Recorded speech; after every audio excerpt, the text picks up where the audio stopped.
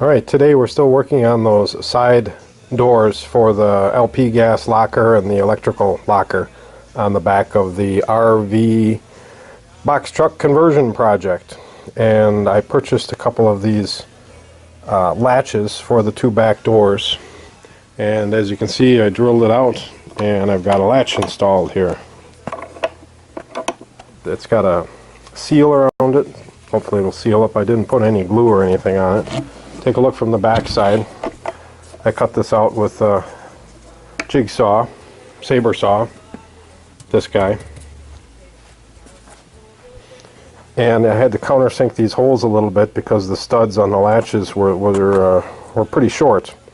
And I don't have any lock washers on here. I'm afraid these are going to jiggle loose, so I'm thinking I should put a little glue in these holes. The lock mechanism seems to work pretty well. And I oiled it up a little bit so that it would operate a little bit smoother. I think it looks good. And when it's closed, it's upside down here. Just flip this around. I think it'll look just fine. It gives kind of that industrial, I've always been here look that I'm after. I really don't want this to look like an RV in any way, shape, or form. I want it to look like a truck.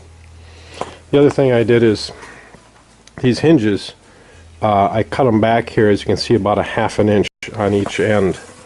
And the reason I did that is I plan on putting a screw in from up above on each end to hold the door from shifting left and right. Right now there's nothing to keep it from shifting left and right. Especially when you open the door. What I find is when you open the door, it tends to maybe shift a little bit to one side. And then when you go to close it, well, you know, it binds up with the frame. You got to shift it back into place to get it down. So again, I'm hoping a screw on each side coming down from the top is just going to keep it from shifting. And one more thing I want to show you here is that vent on the back of the LP gas locker. I bent up some, or I cut out some aluminum earlier in the week, and I took it into Wolf Machine to have it bent up. Well, they did a whole lot more than bend it. They, as you can see, they welded the corners completely. And so they did quite a job on it. But, you know, it's kind of up and down here a little bit. I tried to flatten it out. I actually put a little crease in here, almost made it worse, I think.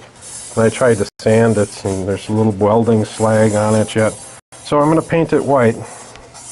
And we'll see how it comes out. You know, it looks a little bit handmade. I suppose that's because it's handmade, but it kind of looks handmade. It's going on the back of the truck where nobody's going to see it, so I'm not going to lose sleep over it.